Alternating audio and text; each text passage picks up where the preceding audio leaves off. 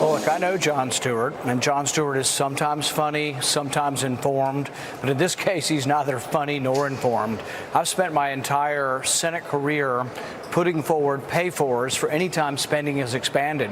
As soon ago as 2 weeks ago, I put forward a pay-for the border funding. I put forward a pay-for the disaster funding. I do this on every new bit of funding. So he's really not informed, and his name-calling just sort of exposes him as a left-winger, part of the left-wing mob that really isn't using his brain and is willing to call people names. And it's really kind of disgusting because, see, he pretended for years when he was on his comedy show to be somebody who could see both sides and see through the BS on both sides. Well, now he is the BS. The BS meter's through the roof when you see him calling people names, calling people an abomination, when I'm asking something very reasonable, that an amendment be included to consider whether we should pay for this, for taking money somewhere else in the budget. Doesn't actually reduce the deficit, it just keeps the deficit from getting bigger. It's a very reasonable thing. I've done it dozens and dozens of times, including on the tax bill. The left-wing mob says, oh, but you're for tax cuts, but you're not for doing anything to offset the tax cuts. There's something called pay-go, and I was the leader in trying to keep that in the tax bill. It was in the tax bill when we passed it and was later taken out of the tax bill over my objections. So the whole thing is misrepresented and untrue. But did you vote for that when it was taken out? I mean, or was it too late? I mean, their argument that they've been making is that you were okay paying for a tax cut, but not this stuff. Right. But they're misinformed, and they're either liars or misinformed. When we passed the tax bill, the pay-go provision was in the tax bill. So as we passed the bill, the next instruction should have been by the end of the year, we would have had to cut spending. In a subsequent bill, they went ahead and got rid of the pay-go rules in some big, enormous spending bill. I objected to it, and I forced an amendment vote on it, and only 9 people voted with me. But when I voted for the tax bill, it actually had provisions in it that says you'd have to cut spending if there's any less revenue.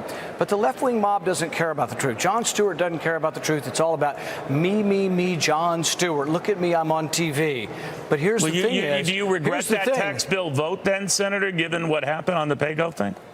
No, because I voted for a tax bill with the pay-go provision in it. Now, knowing that they took that out after you regret that vote. I regret that 91 of my colleagues voted to take pay-go out when I didn't, but you shouldn't blame me for that. The other thing about the tax bill that the left won't tell you is, guess what?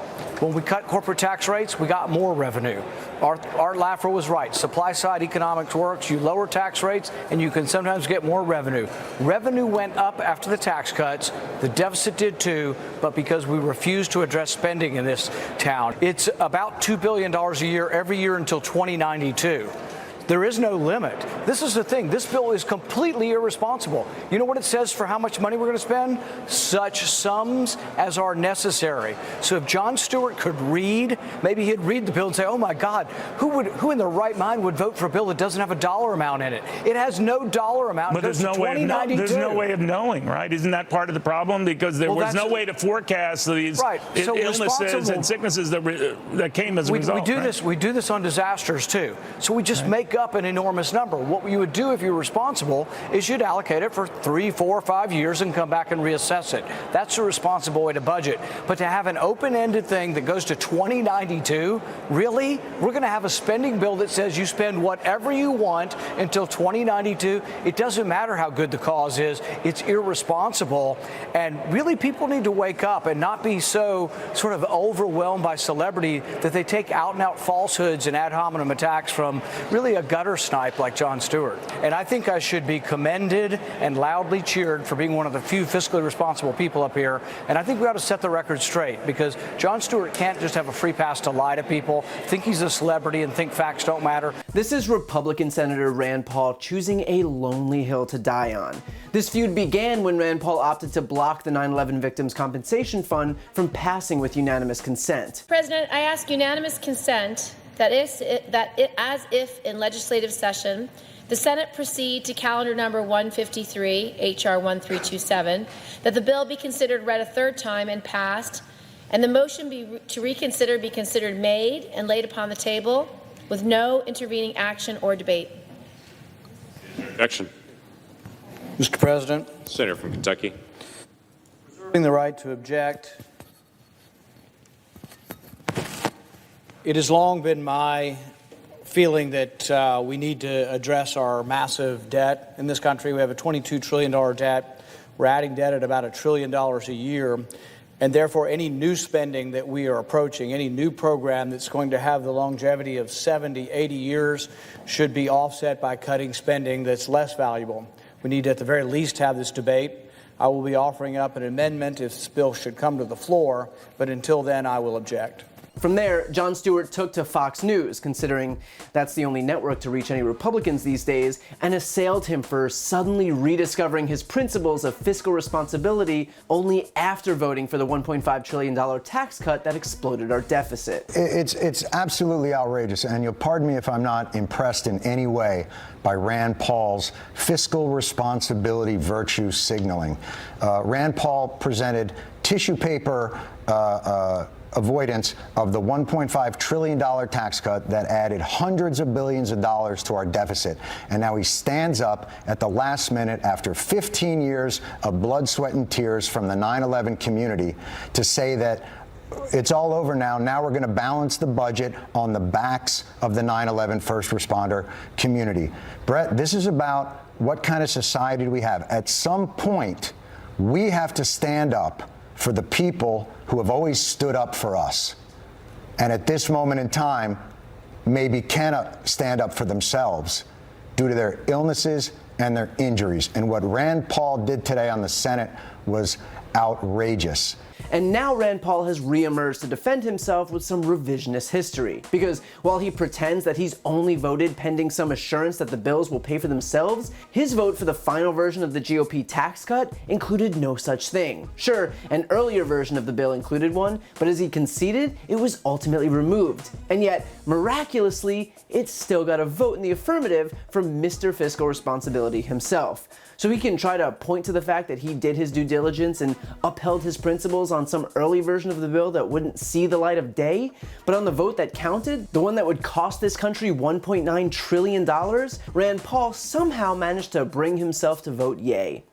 Guess it's okay to suspend those steadfast principles when it means your taxes will go down. But he goes on to tell another bald-faced lie. He claimed that because the tax bill lowered corporate tax rates, revenue went up, which is patently untrue. Because of the GOP tax bill, which reduced corporate tax rates from 35% to 21%, corporate tax revenue dropped a staggering 31% last year, and has fallen another 9% or nearly $11 billion as of this summer. Even Republican leaders are conceding that the tax cut isn't going to pay for itself. So I'm not sure where Rand Paul gets his figures, but they are definitely not the same ones that both Democrats and Republicans are seeing. But finally, Rand Paul offers yet another bad faith attack, claiming that the bill will cost $2 billion a year until 2092. Only exactly how many first responders, who you have to figure were at the very least 20 years old in 2001, will be alive in 2092? Does he really think spending will stay consistent for more than 70 years? These people are already dying from the diseases they contracted rescuing Americans from the rubble on 9/11, and yet he's worried that it'll cost too much nearly a century from now, when,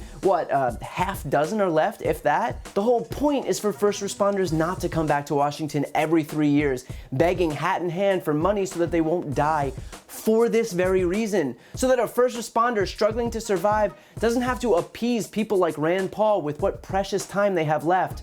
Rand Paul suggesting that these people simply come on back when he himself is a living roll of red tape is the definition of hypocrisy. Who in their right mind, dying of cancer, would want to come back ever again, much less in a few years when people like him exist voting no based on some selectively applied principle? Here's the thing. We are either going to pay for the 9/11 first responders or we aren't. And the writing on the wall is that we are.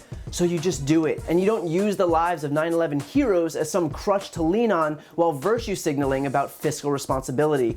Especially when you just voted yes on a tax cut that was anything but responsible. So Rand Paul can complain that Jon Stewart is calling him out, but he already showed the entire country exactly who he is.